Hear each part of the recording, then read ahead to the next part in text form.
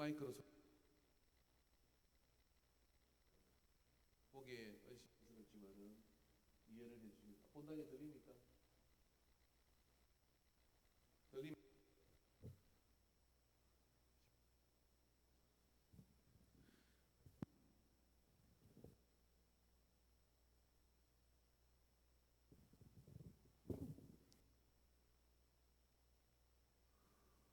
우리 다 같이 이제 제가 잠깐 기도하도록 하겠습니다.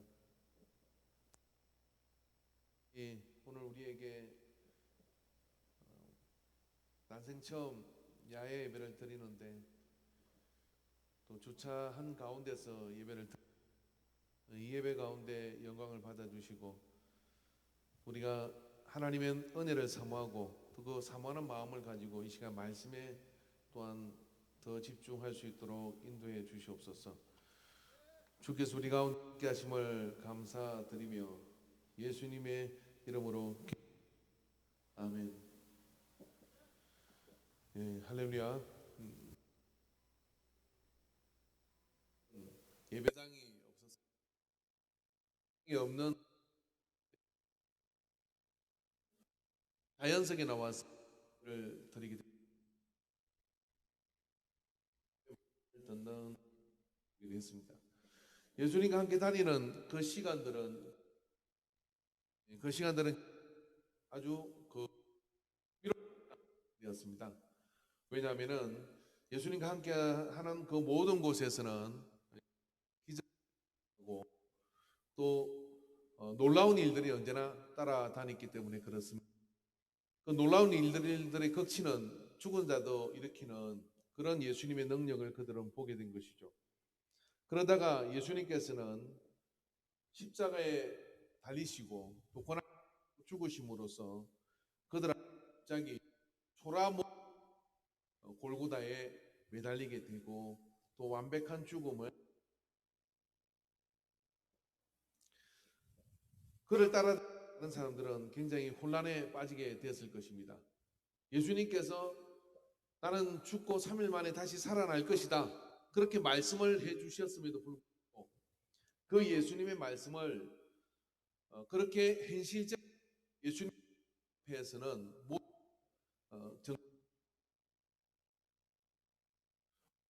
그것이 왜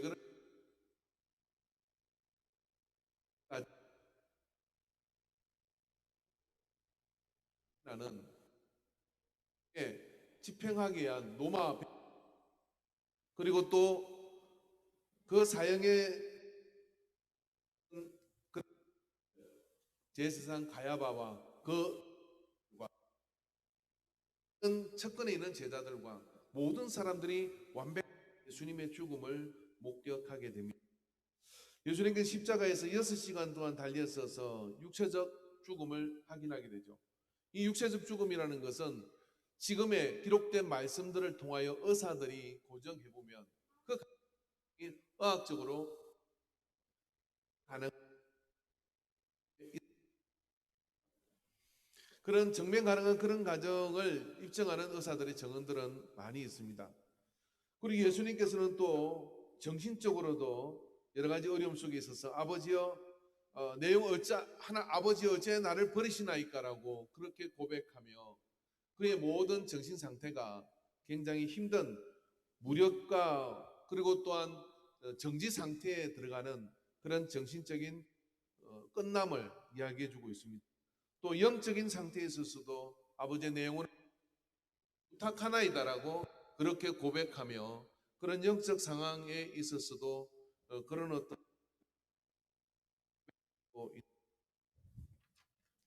그런 모든 과정을 통해서 볼 때 예수님은 완벽하게 죽으셨습니다. 그런 완벽하게 버림받으셨고 그런 죽음을 예수님은 경험하고 있는 것입니다. 자, 그런 가운데 이제 오늘 본문의 말씀을 통해서 보면은 마리아가 그 무덤을 찾았고 그 무덤 안에서 예수님을 만나게 되는 사건이 여기에 벌어지게 되는 것이죠. 예수님을 만나게 되는 그 사건 마리아는 이런 고백을 13절에 14절에 말씀을 통해서 보면 이 말을 하고 뒤를 돌이켜 예수께서 서 계신 것을 보았으나 예수이신 줄을 알지 못하더라라고 그렇게 고백을 했습니다. 예수인 줄을 알지 못하더라 하는 이 말을 통해서 보면 그렇게 가깝게 예수님과 함께 지냈던 마리아가 그렇게 말하는 것은 이상스러운 모습으로 보입니다. 또 다른 곳에서는 엠마오로 가는 두 제자가 예수님을 길에서 반나절 동안이나 함께 동행하며 예수님 말씀을 듣습니다. 그렇지만은 그 동안에 그가 예수님이라는 사실을 모르고 전혀 다른 모르는 사람을 만나서 이야기하는 것처럼 이야기하는 부분들을 우리가 또 말씀을 통해서 사복음서를 통해서 볼 수 있습니다. 이 두 가지 가정을 볼 때 우리는 한 가지를 추론할 수가 있는데 그건 뭐냐면은 예수님이 부활하시고 난 다음에 그의 부활이 다른 모습으로 부활하셨다는 것을 우리는 알 수 있습니다. 그렇게 사모했는데 반나절에 함께 했는데 몰랐다. 그리고 또 사모하는 마리아가 알아볼 수 없었다. 왜냐하면은 그들 속에는 이 부활이라고 하는 것이 상상하기 어려운 일이기 때문에 그런 것이죠. 여러분은 부활을 믿으십니까? 죽은 사람이 살아난다. 죽었다가 깨어나는 그런 어떤 상황을 우리는 상상하고 또 우리가 그렇게 바라보고 있지만은 이것은 우리의 신앙일 겁니다. 제자들 역시도 예수님과 함께 따라다니면서 예수님으로부터 내가 고난을 받고 잡히고 고난을 받고 죽을 것이다 라고 그렇게 이야기하십니다. 그리고 3일 만에 내가 살아날 거다 그렇게 말씀하시고 고벨 설교를 통해서 요한복음에 보면 그런 내가 너희보다 먼저 갈릴리로 가서 기다리겠다라고 그렇게 말씀을 해주시죠. 그러나 어떻습니까? 그들이 막상 그들 앞에 예수님이 십자가에서 완벽하게 죽으시는 것을 볼 때 그들은 까마득해 예수님께 하신 말씀을 잃어버렸죠. 왜 잃어버렸나요? 왜냐하면 그것은 우리의 신앙이지 현실은 아니라는 생각.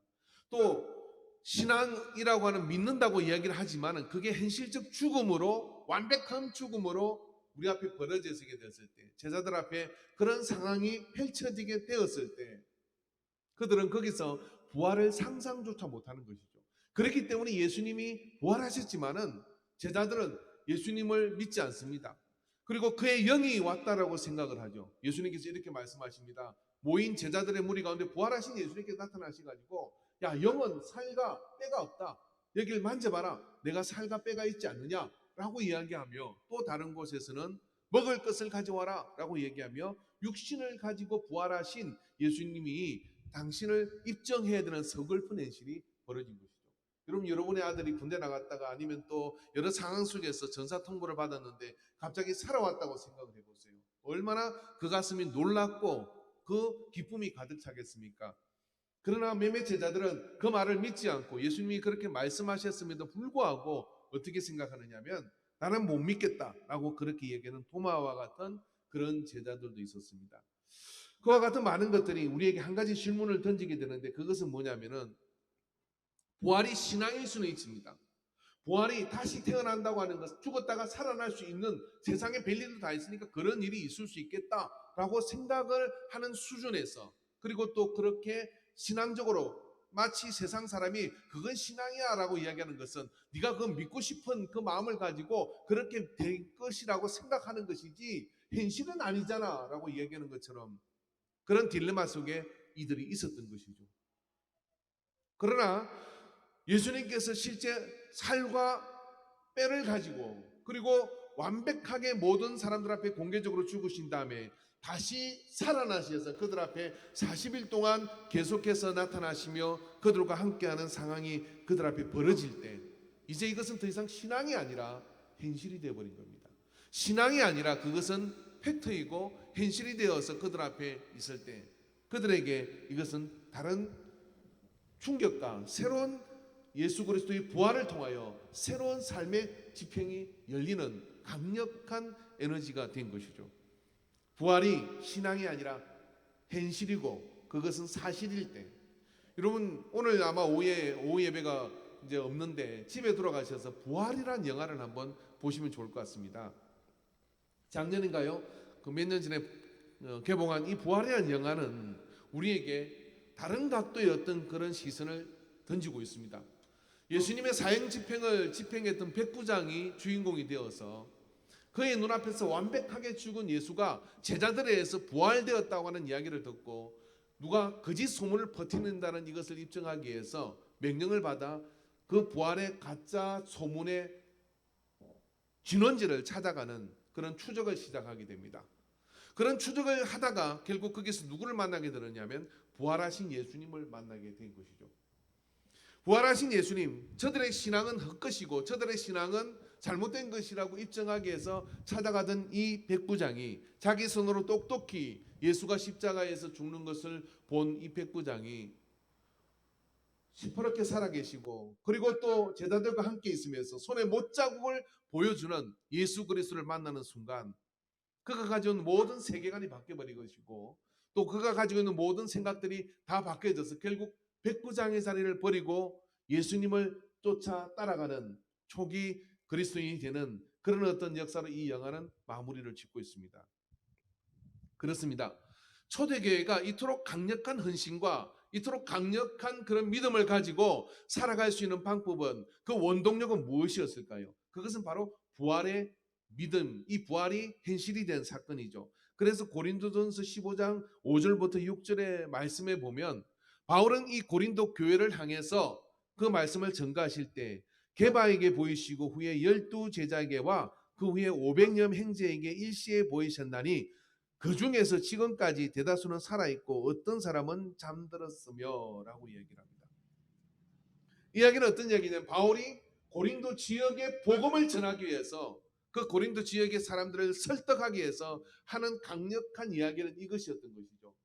너희들이 여기 있는 사람들을 봐라. 여기 있는 사람 중에 반 정도가 그 500여 명 가운데 반 정도가 그 죽었던 예수님 로마의 법에 의해서 그리고 로마의 어떤 제도에 의해서 십자가의 그 형틀에서 완벽하게 죽었다고 그렇게 장사되었던 예수님을 살아계셔서 부활하셔서 그렇게 인격적으로 만나는 실제적 사건을 경험한 사람이 있다라고 얘기를 한 겁니다.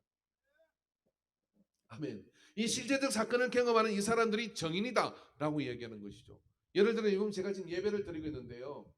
오늘 저는 바람이 좀 덜 불어주기를 간절하게 기도했습니다. 하나님 응답해 주셨네요. 근데 여러분 이 정도 가지고 아멘 안 하시잖아요. 그죠? 근데 아마 차 안에서 아멘 하신 줄로 믿습니다. 그런데 말입니다. 예수님이 무리를 걸으셨습니다. 그런 예수님께서 우리에게 더 큰 일을 할 수 있다고 말씀해 주셨습니다라고 이야기하고 자 지금부터 제가 이 호수 위를 걷겠습니다라고 이야기하고 여기서 제가 무리를 걷는다고 생각을 해보세요. 아마 여러분은 아마 그 모든 어떤 것들도 그 모든 자연 질서가 파괴된 내가 그런 예수님을 믿지만은 그게 현실적 사건으로 우리 앞에 벌어진다고 한다 그러면 그걸로 인하여 우리의 삶의 가치는 지금의 신앙의 자리가 아닌 전혀 차원이 다른 신앙의 자리로 헌신할 수가 있는 겁니다. 바로 그 일이 예수 그리스도의 부활이 초대교회 제자들에게 일어나기 시작한 것이죠. 뭐냐면 내가 그냥 그렇게 되기를 원하고 그렇게 되기를 사모하고 하는 정도가 아니라 그렇게 되기를 원하지 않든지 간에 그러니까 내가 사모하든 사모하지 않든지 간에 예수 그리스도가 부활한 그 실체는 그들 앞에 나타났고 그들로 하여금 내가 그 모든 죽음의 사망의 근세를 깨고 부활하였고 그 부활로 우리에게 나타난 증거들이 초대교회 안에서 일어나게 된 것이죠. 그런 초대교회 안에서 일어난 이 증거들이 결국 그들로 하여금 그 어떤 것도 가릴 수 없는 그런 행진을 시작하도록 만듭니다. 사도행전 1장 1절에서 5절의 말씀을 보면 데오빌라여 내가 먼저 쓴 글에는 무릇 예수께서 행하시며 가르치시기 시작하신부터 그가 택하신 사도들에게 성령으로 명하시고 성천하시는 날까지 이를 기록하였노라. 그가 고난받으신 후에 또한 그들에게 확실한 많은 증거로 신이 살아계심을 나타내사 40일 동안 그들에게 보이시며 하나님의 나라의 일을 말씀하시니라 라고 말씀합니다. 사도행전이라고 하는 책은 누가복음과 함께 데오빌로라고 하는 로마의 고위 관리에게 그가 이 누가에게 질문을 하는 것입니다.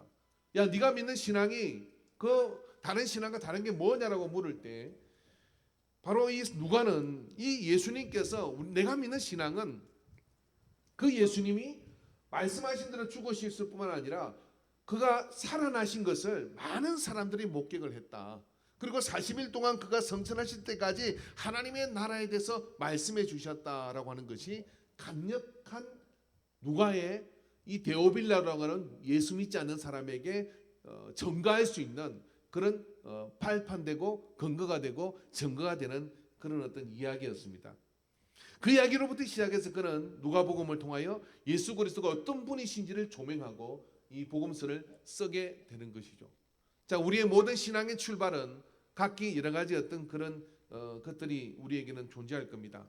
나의 필요와 연약함 때문에 신앙을 가질 수도 있고, 또 내가 뭔가를 믿고 그럴 때 마음이 편안해지기 때문에 예수를 믿는 사람도 있을 것입니다. 그러나 여러분, 우리가 예수님을 만나는 순간 우리가 그 예수님이 부활하신 것이 사실이라는 사실을 우리가, 그리고 현실이라는 것을 우리가 알게 되고 그래서 믿는다 그러면 초대교회 그들이 가졌던 그 믿음의 헌신들을 우리는 가지게 될 겁니다. 성경은 우리가 생각하는 것보다 훨씬 더 이 부활의 이 신앙에 대해서 그것이 어떤 작용을 하는지 우리에게 말씀해 주고 있어요. 고린도전서 15장 20절에서 21절의 말씀을 보면, 그러나 이제 그리스도께서 죽은 자 가운데서 다시 살아나사 잠자는 자들의 첫 열매가 되셨도다. 사망이 이 한 사람으로 말미암았으니 죽은 자의 부활도 한 사람으로 말미암는도다라고 말씀합니다. 그러니까 예수님의 부활이라고 하는 것은, 이 부활은 첫 열매라고 말씀하십니다. 사실 나사로도 부활을 했고요, 해당장 야이로의 딸도 죽었다가 살아났지 않습니까? 그런데 예수님의 부활을 첫 열매라고 하시는 이유는 뭐냐면, 이 부활은 완벽한 죽음에서, 완전한 죽음에서 뿐만 아니라 둘째 사망에 해당되는 모든 지옥의 모든 그런 어떤 사망의 올무에서 주님이 사망 권세를 깨시고 부활한 이 현실, 그리고 이 사건이 바로 예수 그리스도를 따르는 모든 사람들에게는 주는 의미가 있기 때문에 그렇습니다. 왜 그러냐면, 예수 그리스도를 따르는 사람들은 이제 이 땅에서의 삶이 끝나면 끝이 아닌 것이고, 죽음이라고 하는 것은 결국 통과되는 저 영원한 나라로 가는 어떤 그런 통과되는 문이라는 사실을 알게 됩니다. 그리고 그 죽음이 우리를 두렵게 할 수 없다고 하는 그런 믿음을 가지게 되는 신호탄이 되었고 첫 열매가 되었기 때문에 그를 따르는 많은 제자들은 이제 죽을까 두려워하는 이것으로부터 자유롭게 된 것입니다. 그렇기 때문에 어떤 핍박과 어떤 어려움도 그들을 막을 수가 없었고, 로마 원인 경기장에서 사자를 풀어놓고 그들을 위협한다 할지라도, 비록 그 죽음이 그들의 육신을 떠들지언정 그렇게 한다 할지라도 그들은 이 부활의 소망을 부인할 수가 없는 그 부활의 소망 가운데 기꺼이 그 많은 두려움들을 이겨내는 그런 믿음의 행진을 시작한 것이죠. 초대교회는 이 안에 이 바로 부활의 회로가 작동함으로 인해 가지고 그들 속에 멈추지 않는 헌신과 그리고 하나님의 나라를 이 땅에 전가하는 강력한 행진을 시작하는 것이죠. 고린도서 15장 51절에 52절에 보면, 보라 내가 너에게 비밀을 말하노니 우리가 다 잠잘 것이 아니요 마지막 나팔의 순식간에 호련히 다 변화되리니 나팔 소리가 나매 죽은 자들이 썩지 아니할 것으로 다시 살아나고 우리도 변화되리라. 즉 예수님이 부활의 첫 열매가 되셔서 그렇게 죽음이 그 모든 처참한 고난과 그 모든 십자가의 행편이 그를 죽였지만은, 그러나 그 죽으신 예수님이 부활하셔서 우리 앞에 나타나지 아니하였느냐? 그 나타나신 주님의 부활의 정인들이 여기 있지 않느냐? 그렇기 때문에 우리도 죽음을 두려워할 것이 아니라 주 예수님이 내가 너희를 위해 처소를 예배하러 간다라고 말씀하신 성천하신 그곳으로, 주님이 가신 그곳에 우리는 나아갈 자리가 있음을 믿기에 그들은 그 어떤 것도 두려워하지 않고 부활 믿음과 그리고 또 부활에 대한 현실적 그런 인지를 통하여 기꺼이 그 행진을 성리할 수 있도록 나가게 된 것이죠. 우리는 지금 부활의 회로가 멈춰 있는 시대를 만났습니다. 교회 나와서 예배를 드리게 되면 이렇게 마음이 편해집니다. 그리고 또 이렇게 하면 더 많은 이 세상에서 성공을 할 수 있습니다. 또 이런 것들도 너희가 구하라 그러면 너희에게 주실 것이요, 찾으라 찾을 것이요, 두드리라 그러면 열릴 것이라는 말씀을 우리는 어떻게 인용하느냐 하면, 우리가 하는 일의 모든 막힌 부분에 있어서 기도 응답에 그런 어떤 현실적 문제를 해결하는 일에 모든 초점이 가 있죠. 그러나 사실 여러분, 그 본문의 말씀을 읽어보면 예수님께서 그렇게 하신 말씀의 의도는 뭐냐면, 너희가 영혼을 구원하는 일에 두드리고 찾고 구하면은 얻고 문이 열리게 될 것이고 그것을 이루게 될 것이라고 우리에게 말씀해 주신 겁니다. 자, 바로 그런 어떤 신앙, 그런 부활의 근간인 그런 신앙을 가지고 있을 때 우리는 이제 이 땅의 것을 구하는 그 신앙을 넘어서서 우리에게 주어진 이 삶이, 우리에게 주어진 이 많은 삶 가운데 우리가 두려워할 것은 오직 하나님 한 분이시고, 그리고 그 하나님 아버지를 향하여 가는 우리의 길에 죽음과 모든 위협들이 우리를 더 이상 위태롭게 할 수 없다는 사실을 우리가 받게 되는 것이죠. 여러분, 세계는 지금 코로나 바이러스로 인해서 이 시간에도 수백 명이 죽어가고 있습니다.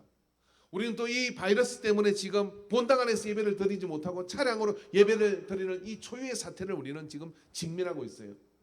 매끄럽지가 않습니다. 방송을 맞추는 것도 매끄럽지가 않고 또 이렇게 드리는 것도 여러 가지 한 번도 경험해보지 못한 일을 우리는 지금 당하고 있습니다. 그런 일이 여러분 올해만 있게 될까요?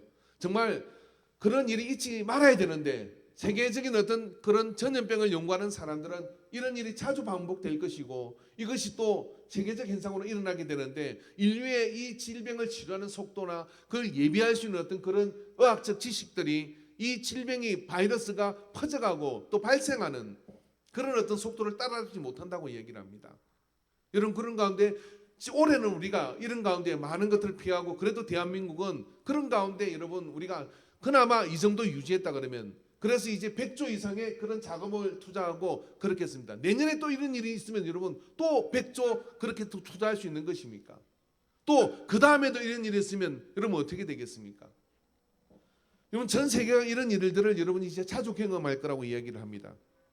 그런 가운데 여러분 우리가 이런 모든 상황을 바라볼 때 우리가 가져야 될 진정한 믿음, 이 성경과 하나님 말씀을 통하여 예수 그리스도를 통하여 여러분 우리에게 주어진 이 진정한 믿음의 그런 어떤 뿌리를 어디에 두어야 하겠습니까? 저는 초대교회가 발견한 이 부활의 회로가 작동해야 된다고 믿습니다.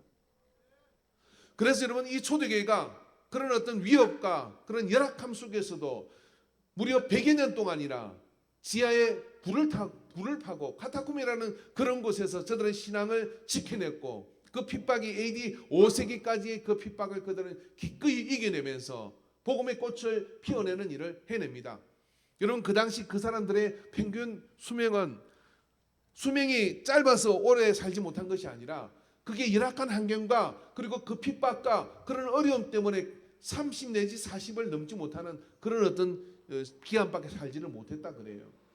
그럼에도 불구하고 그들이 항상 기뻐하고 쉬지 말고 기도하고 범사에 감사할 수 있는 이유는 왜 그러냐면 이게 다가 아니기 때문에 그런 것이죠. 이게 다가 아니라는 부활이 현실이고 부활이 실제적인 일이라는 것을 그들이 인지하는 순간 이 땅은 잠깐 있다 가는 곳이고 그리고 영원한 하늘나라가 우리에게 있다가는 소망이 우리에게 주어질 때 그들은 기꺼이 행제를 위하여 자기가 온 마음을 다하여 헌신할 수 있는 그런 마음도 열리게 되는 것이고 그리고 죽음과 위협이 두려움이 아니라 끝까지 주님의 선을 행하며 갈 수 있는 그 용기 있는 선택들이 행할 수 있는 그런 이유가 바로 이 부활 실제에서부터 부활 회로가 작동하는 그 초대교회 안에서 있게 된 것이죠.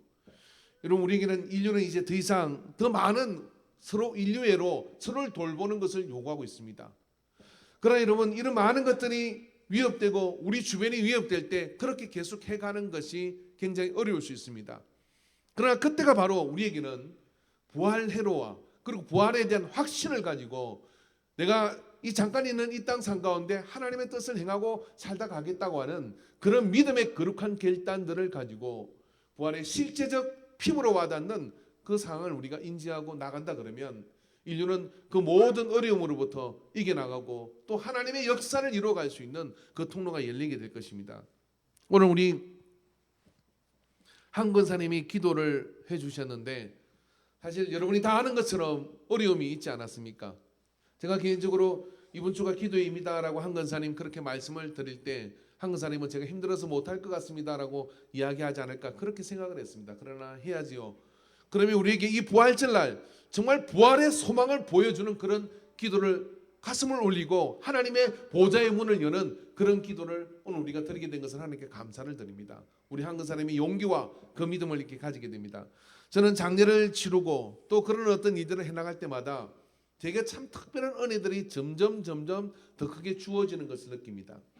왜냐하면 제가 목사이면서도 언젠가 죽겠지라는 생각을 하지만 언젠가 그 하나님의 나라 가겠다는 그런 믿음, 신앙은 가지고 있지만은 막상 가까운 사람의 그런 이별과 죽음을 느끼게 되고, 그리고 또 그런 어떤 상황에 내가 점점 직면하게 될 때 모두는 내가 가지는 신앙이 얼마나 현실적인가 하는 부분에 있어서 괴리를 느끼게 되어 있죠.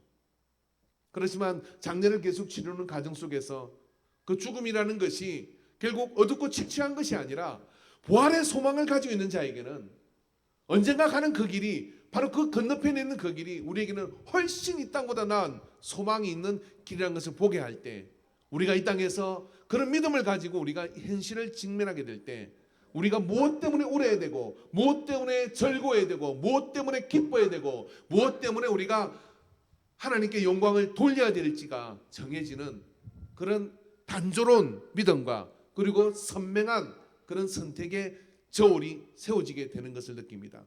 오늘 여러분, 우리가 그런 믿음을 가지고 주 안에서 함께 나가서 승리하게 되기를 주의 이름으로 축원합니다. 초대교회에 가졌던 그들의 부활 신앙은 영원한 세계에 대한 확신을 가지게 되었고, 그러기에 그들 앞에 어떤 것도 가로막을 것이 없었어요.